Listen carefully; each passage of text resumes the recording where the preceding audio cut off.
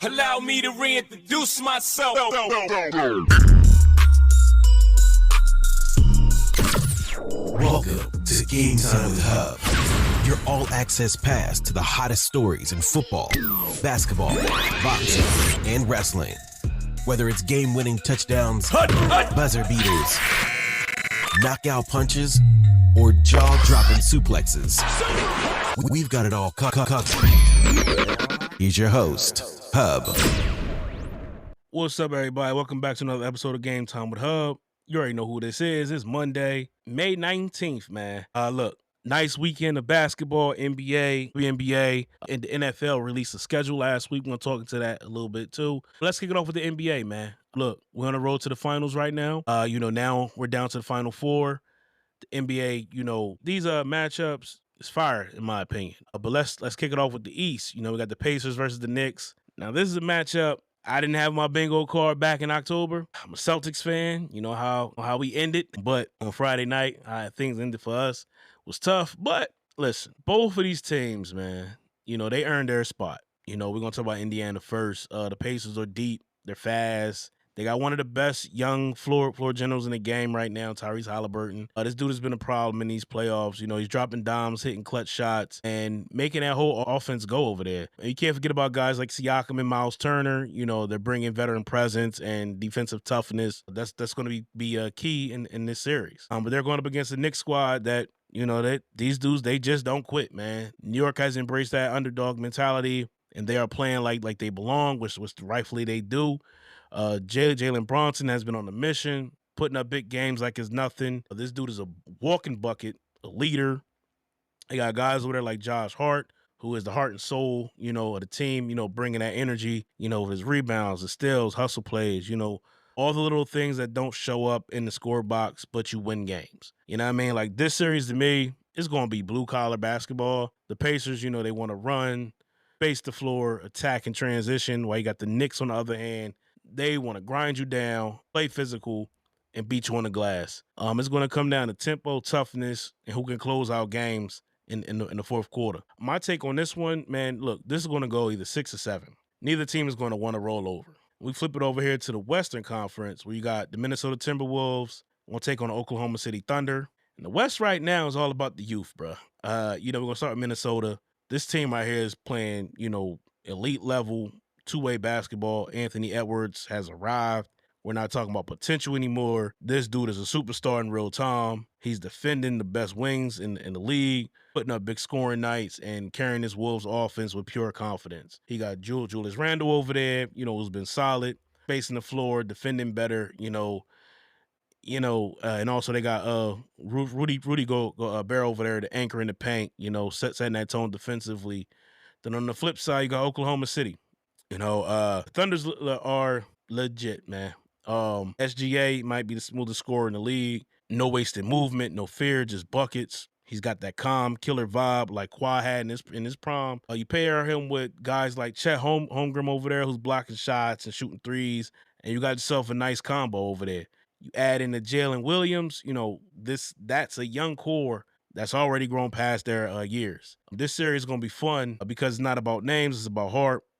Both squads playing selfish, gritty, team-first basketball, and we're going to see some insane highlights. Man, look, I can't wait. Some insane highlight reels. My keys on this one would be, can OKC handle Minnesota's physicality inside? And can the Wolves contain Shea without giving up threes to OKC shooters? Either way, both of these series is going to be a war to me. Game 1 for Wolves Thunder tips off tomorrow night. Game 1 for Pacers Knicks going to tip off on Wednesday. The games will air on TNT and ESPN, so you already know what I'm going to be tapped into every night, starting tomorrow night. You know what? My final thought on the playoffs this year, man, look. This year playoffs was wide open. It was wide open. No dynasties, no super teams, No repeats, unfortunately. Boston. Hungry teams, with something to prove. This is what the league needs: fresh energy, new faces, real basketball. Will it be New York going back to the finals for the first time since the 90s? Or, can Indiana shock the world? Or will it be the Wolves or the Thunder making franchise history with their first ever championship run? Well, we about to find out real soon, man. 'Cause like I said, tips off starts tomorrow. Shifting gears to the WNBA, we had ourselves an action-packed WNBA opening weekend. And let me tell you what, man, the league is in good hands, man. We have buzzer beaters, triple doubles, rookies stepping up, and stars doing what they do. This weekend had it all. From Friday, from the opener to Sunday, we had, Natasha Collier wasting no time. She went off in the game on Friday for 34 against Dallas. It ruins Paige's rookie debut. So she broke the record in the game with 34 with most points in the game. Then turned around. The Sparks played Golden State that night, and Kelsey Plum for the Sparks. She stole the show with 37 piece, and she helped the Sparks get the dub. So then she turned around and broke the record, which was only like a couple hours in between each other. And then we had the games on Saturday, the Star Power on Saturday, with defending champs in New York Liberty. They took on the Las Vegas Aces. Natasha Cloud, she made her Liberty debut. She looked right at home with 22 points, 9 assists, 6 boards, 3 steals, and 2 blocks. Stat sheet stuffer.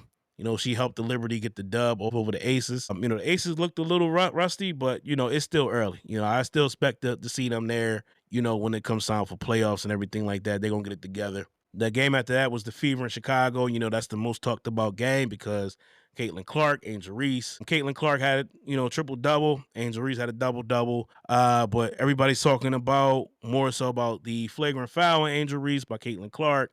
Tempers flared.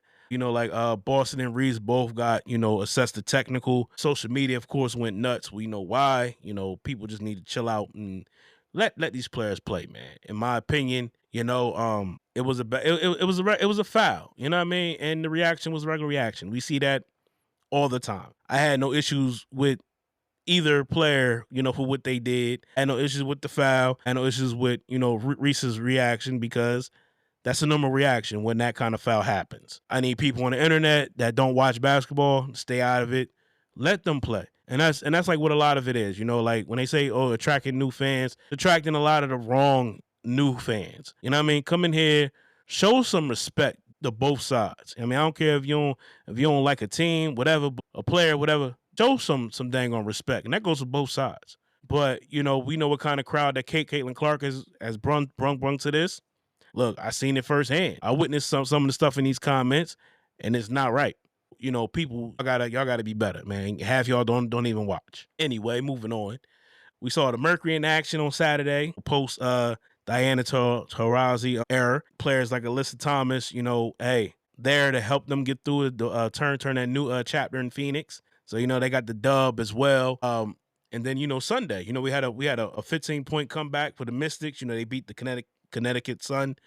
They basically refused the Brittany Sykes dropped 27. Kiki Erfin rookie showed out, double-double, 17 points, 14 boards. Nia Citron added some clutch shots late. And then we had the Sparks and the Lynx to close out the night. Napheesa Collier was still eating with 23. So she putting her stamp early. She coming for that MVP. The weekend highlights, and takeaways for me, man, was Caitlin Clark with that triple-double. That right there was a statement. In Indiana looks cool. Chicago, I feel like they still need some more pieces. But, hey, it's still early. We never know. Natasha Cloud is already changing the energy in New York. And that backcourt might be the best in the league if they keep things up. Kiki Erfin. Early rookie year candidate, you know what I mean? If she keep playing like this, Napheesa Collier is already in MVP mode. She's leading Lynx already so far 2-0. Shout out to Phoenix Mercury, man. Like I said, no Diana Taurasi, no Brittany Griner, but they came out ready to start the new chapter. I'm so glad I got to see Diana Taurasi last year play against the Mystics down there in DC. So I got to see the GOAT one time before she hung it up, man. My final word, man, on this is, the WNBA season is off to a hot start. You got new faces, new rivalries, already some serious tension building, and it's only week one. You can feel the hunger across the league from Caitlin Clark, Angel versus Angel Reese, to Cloud with the lip. This season might be one of the most competitive we've seen in years. You know what I mean? But you keep it locked right here because, I'm going to be following this like the WNBA, supporting it.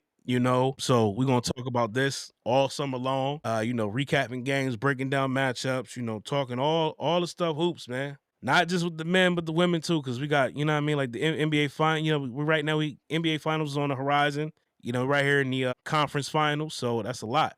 But as far as the W, man, the W's up, man. I advise y'all, start checking out some of the games, man. Let's keep giving it the respect that it really deserves here, man. All right. Switching gears to NFL. Like, look, we had the schedule drop last week. We're going to dive into a little bit some of the key matchups, in my opinion. We got primetime blockbusters, international showdowns, heated rivalries, some nice, spicy holiday matchups. Let's break it down real quick. So we're going to kick off the season. Of course, Eagles, Cowboys, week 1 in Philly, the season opener. So the defending champs is hosting their biggest rival under the lights at Lincoln Financial Field. You couldn't script, it couldn't be a better script for week 1 with that headline by itself. So that's already going to be fireworks over there. Can Dallas come in and spoil the day with Dak Prescott, CeeDee Lamb, Michael Parsons, and Dak's newest weapon? Pickens over there? Or, defending champs. Look, they got something to prove too. Everybody's is going to be coming for the champs. So you got to be able to defend that crown. Is it going to be a Super Bowl hangover or not? Plus, I'm hearing Saquon Barkley look like he's going to be in the cover of Madden. Well, that Madden curse show up, man, who knows, man? That Madden thing is pretty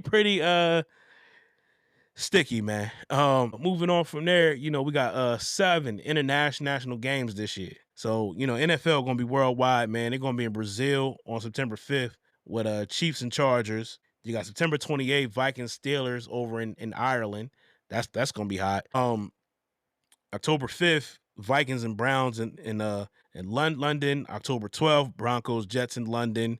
You got Wembley is gonna be October 19th with the Rams and the Jaguars. November 9th, you got the Falcons and the Colts in Germany. That's pretty solid too. November 16th, Commanders and Dolphins over in Spain. First ever NFL game in Spain. So the league is not playing, man.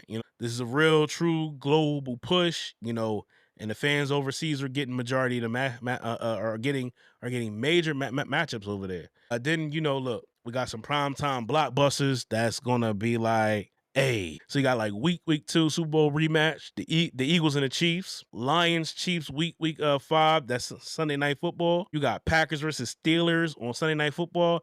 Now this could be Aaron Rodgers facing his old squad. Now we haven't heard, if he's signing with Pittsburgh. I heard rumblings about him signing with the Saints, but hey, listen, if he signs with Pittsburgh, that week 8 matchup, Sunday Night Football, Steelers Packers is gonna be the hottest ticket to get. But we all waiting on Mr. Rodgers to make a decision. Come on, bro, hurry up. You know what I'm saying? Come on, man. Then we got our holiday games. So we got like Thanksgiving and Christmas games. Thanksgiving, of course, triple header. We got the early games, Packers Lions. That's gonna be fire. Then look, you got the juicy middle of the day, slicing up the turkey game. The Kansas City Chiefs taking on the Dallas Cowboys. That's going to be huge. You know what I'm saying? Like that, when they announced that, I was like, listen, Cowboys and Chiefs on Thanksgiving? Oh, yeah. That right there is going to be lit, bro. And then you top it off after you get your pie and ice cream. You know what I mean? With the Bengals and the Ravens. You know what I mean? Primetime game up there in Baltimore. Look, Thanksgiving games is always fun. Family football is all you really need on Thanksgiving. So the Thanksgiving games is fire. The Packers and the Lions is going to be good for the early game at 12 o'clock. Then you got the Chiefs and Cowboys. You know what I mean? Then you end off the night with the Bengals at the Ravens. Man, that's awesome. And then you got Christmas Day games. Christmas Day games, as you can see last year, they started this on Christmas Day, the deal with Netflix and all that. Listen, NBA got some serious problems because last year, the NFL took over Christmas, and they going to do the same thing this year too. Christmas is becoming a day for football. Cause look at the matchups they got, and it's purpose, like all these division rivalries that they cooked up for Christmas. So you got the Cowboys and the Commanders. That's already a big game. Division rivals, NFC East. Then we shift gears to the NFC North with the Lions and the Vikings. That's another big game. You know what I mean? And then we're around December 25th, so we're all talking about playoffs and everything, even with the Cowboys and Commanders. And then we shift to the night game with the Broncos and the Chiefs. You know what I mean? An AFC West rivalry game, holiday treat. You know what I mean? Look, You just chill. You celebrate Christmas. You do, you don't, whatever. You chill all day on the 25th. You're not working. Full day of you got a full day of basketball over here. Full day of football over here. You got to invest in a new TV. That's all I got to say. Listen, Black Friday, go get yourself a new TV. Have 2 TVs in your area where you watch the games at. One for NFL, one for NBA. There you go. Problem solved. Everybody go get their ratings. Everybody happy. You know what I'm saying? That's all. 2 TVs. So, you know what I mean? Look, we got like, and also, you know, they got like weird like scheduling quirks, you know, to watch out for. Like, you got like the Bears and the Packers. They're going to play each other twice in like 13 days. So that's like week 14 and 16, you know, so that's going to feel like a playoff like type situation. Then you got the Commanders that got 8 standalone games, including 5 in prime time and one overseas. You know, it's going to be a big spotlight year for Washington. So Jaden Daniels and company is going to be on the big stage a lot this year. My final takeaway, man, look, this 2025 schedule is stacked. You got some international action, division wars as always, you know, primetime matchups that could decide playoff seeds early. The league knows how to build drama, and every week is important is appointment viewing. You know, it's man, look, I can't wait. You know, I'm already counting down the preseason. I can't wait for the year to start. Nothing like Sunday football, chill, relax. You know, just kick back and watch games from, you know, you watch the countdown shows all the way up to the end of the night. So not hitting the bed till like 12. I'm on the East Coast, so you're not hitting the beds after midnight on a Sunday. Well, Monday morning rather. It's a rough Monday morning for work or whatever you do. You know, that Monday morning is rough. You turn around and you got Monday night football that you have to stay up for. And then also, if you watch wrestling, like a lot of us do, you watching Raw at the same time as Monday Night Football. So I'm glad it's on Netflix. So, hey, something on here and something on the TV. You know what I mean? But this is what it is, man. So, you know, I'm looking forward to football. I can't wait. You know, of course, we got basketball that's holding us through. And I love basketball, but, you know, football is like that number one love, man. But, you know, keep it locked with me on Game Time with Hubb. You know, I'll be breaking down key games week by week when the season start, you know, updating everybody on the hottest storylines and bringing, you know, that real football talk, man, all season long, man. You know, football is the passion, bruh. So, you know, hey, keep it locked into me. You know what I mean? If you on Instagram, follow me at Hubb Legacy. Same handle on TikTok. If you're on YouTube, it's Game Time with Hubb. Same thing as Facebook. Podcast exclusively on Odyssey, also on Spotify, and wherever else you get your podcasts. So until next time, y'all be safe. Y'all enjoy this basketball. We're going to be talking real soon to follow up on everything else and all news that need to be broke. Until next time, it's your boy. I'm out, man. Peace. Thanks for checking out this episode of Game Time with Hubb. Make sure you like and subscribe on your favorite podcast platform so that you never miss Game Time action. See you next time.